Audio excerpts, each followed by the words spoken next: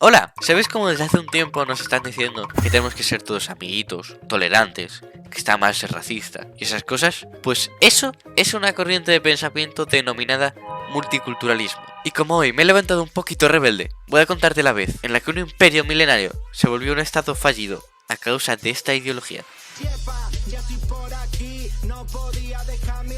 1815. Tras años jodiéndole la vida a los monarcas europeos, Napoleón fracasa en Waterloo, permitiéndole a las potencias absolutistas reescribir el mapa de Europa como les apetezca. En el Tratado de Viena hacen muchas cosas, pero la que hoy nos incumbe es la expansión del Imperio Austriaco. Este imperio se volvió básicamente el sucesor del Sacro Imperio Romano Germánico, disuelto durante las guerras napoleónicas, y se anexionó muchos territorios, donde vivía gente muy variada. Esto les parecía muy guay a los austriacos, hasta que dejó de serlo. El pueblo húngaro, unificado por fin bajo dominio austriaco, empezó a pedir y reclamar cierta autonomía a sus soberanos. Al principio esto no le importaba mucho al emperador, pero después de varios años la diversidad y desconexión dentro del imperio lo fueron debilitando. Esto fue haciendo mella, hasta que en 1867, tras ser destrozados en la guerra austro-prusiana, un cansado imperio austriaco buscó estabilidad interna,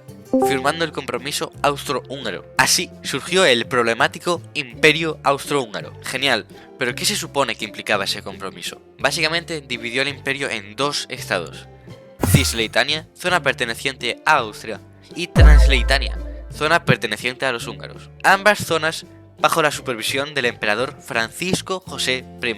Aparte de eso, compartían los ministerios de Asuntos Exteriores, Defensa y Finanzas. Por lo demás, como si fuesen países diferentes. No tenían ni un parlamento común. Curiosamente, el lema de este desconectado imperio era Indivisibiliter ac inseparabiliter, indivisible e inseparable. Vale, ahora tenemos un imperio cansado, multiétnico y dividido. Todo esto mientras el resto de Europa se dirigía a la formación de estados-nación, estados de una sola etnia, y se modernizaba a gran velocidad.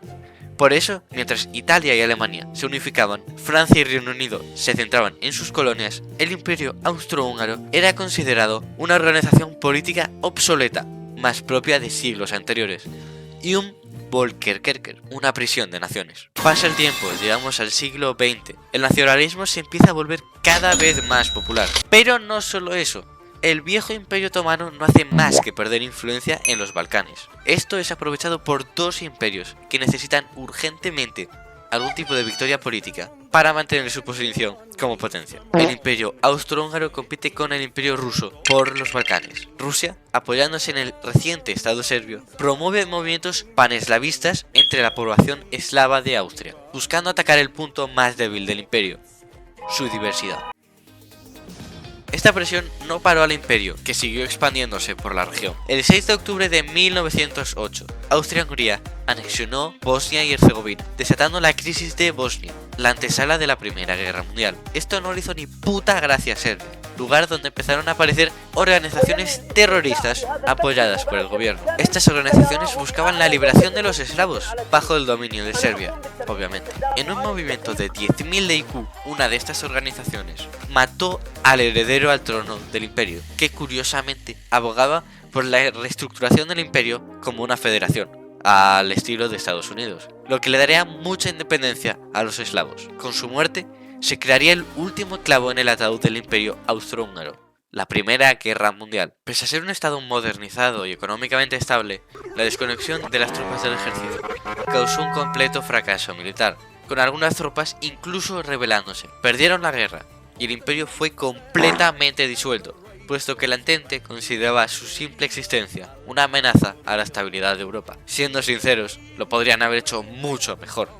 Crearon 4 estados, de los cuales 2 ya no existen, uno desapareció por un tiempo y el último se unió a Adolf Hitler para recuperar territorios que reclamaban como suyos. Y luego el resto de territorios los repartieron por ahí, demostrando que no aprendieron absolutamente nada. A pesar de lo que pueda parecer por este vídeo, no considero que la diversidad y el multiculturalismo sean malos de por sí. Lo de ser todos amiguitos, la verdad es que suena fantástico, pero cuando fuerzas a gente que no se soporta a compartir un territorio el conflicto está casi 100% asegurado. Ahí está Israel, estado odiado y que odia a muerte a todos sus vecinos. La única forma en la que se me ocurre que un estado ampliamente multicultural pueda funcionar es bajo el estado de una fuerte figura dictatorial, como Tito en Yugoslavia, que tras morirse el país empezó a desestabilizarse hasta literalmente explotar, o Rusia en general. Pero por otra parte, si regiones culturales no muy diferentes deciden centrarse en las cosas que tienen en común en vez de en sus diferencias, las cosas pueden salir bien.